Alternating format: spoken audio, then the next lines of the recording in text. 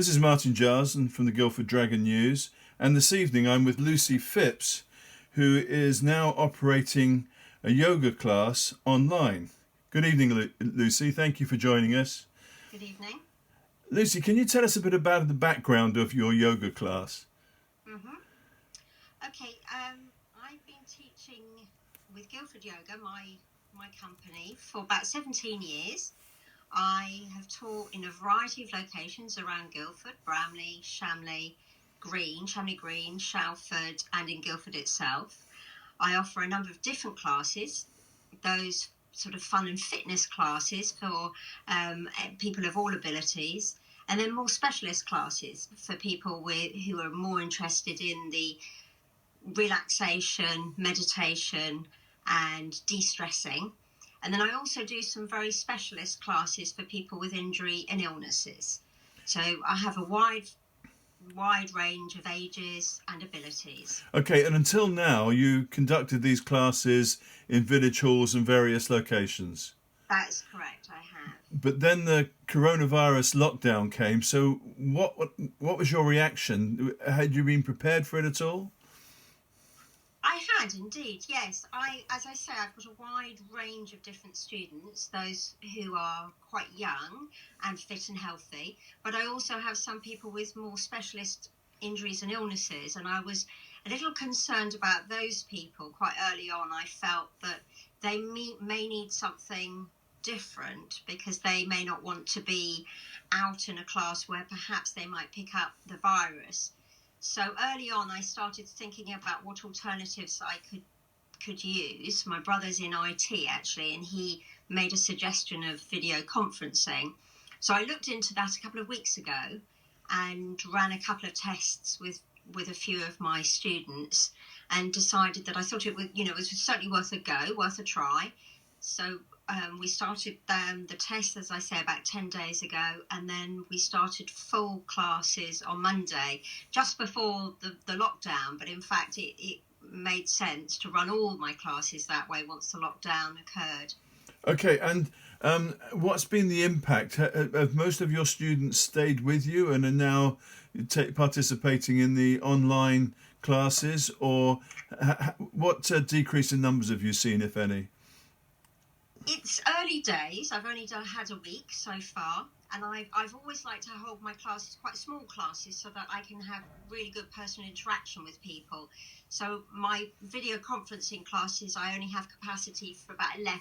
That means I can make sure I can see everybody well during the class. I can give them feedback, the personal sort of touch.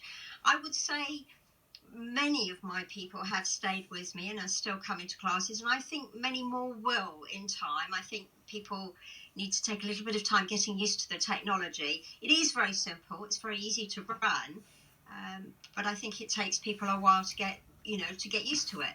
So is it just a minority that are now doing it online of your original set, or about half, or what? How many? It's difficult to say because I have a lot of students. I have well into the thousands of people who have been with me over the years. Regularly, I would have about 100 people over 10 classes. I would say I've had about 60 or 70 people in the last week, and I have a little bit more for next week. So Okay. it's a good number. It's a good number. But it is affecting your business significantly by the sound of it. Yes, when I run classes in the village halls, they're big halls. We have lots of space. And of course, there isn't the facility to do that when you're doing video conferencing. You want to make sure that you can see everybody individually. So you have to run with smaller class sizes. Okay. And have you found that the online method is very limiting, or have you been surprised by how efficient it's been, or what's been your experience? I think the technology is great. It offers really quite a personal interaction. The feedback I've had from the students has been great. They've really enjoyed the classes. I think people like to be able to see people week to week, and it does offer the facility for you to see everybody who's in the class as well as see me, the teacher, to demonstrate really clearly. So I think it's great. I don't think they really don't feel that it's limiting.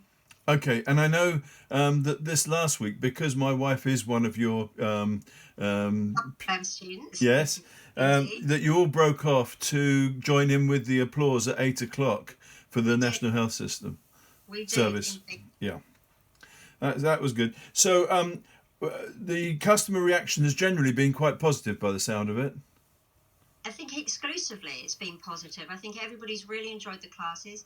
I think it's good to keep a bit of normality going. There's a lot of people who are, of course, we're worried, and it's good to keep your health and fitness going. It's good to keep the social interaction going Yeah. in a manner. Yeah, because that must be a side of it, the social side of it. I mean, to all activity, there is a social side. Exactly. So that's good. And have you heard from other yoga and fitness instructors? Are they doing the same thing, and with what level of success? I think there's a wide range of different approaches. There are certainly other people who've been using video conferencing as I have and using it successfully. There are other teachers who have been using more of a video technology where it's a recorded class which is available.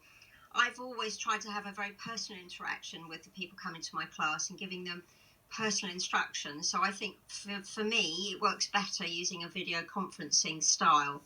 And certainly other people seem to think it works well too.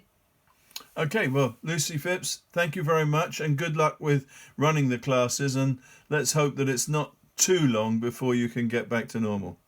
Thank you very much, Martin. Nice to speak to you. And you, good night. Good night.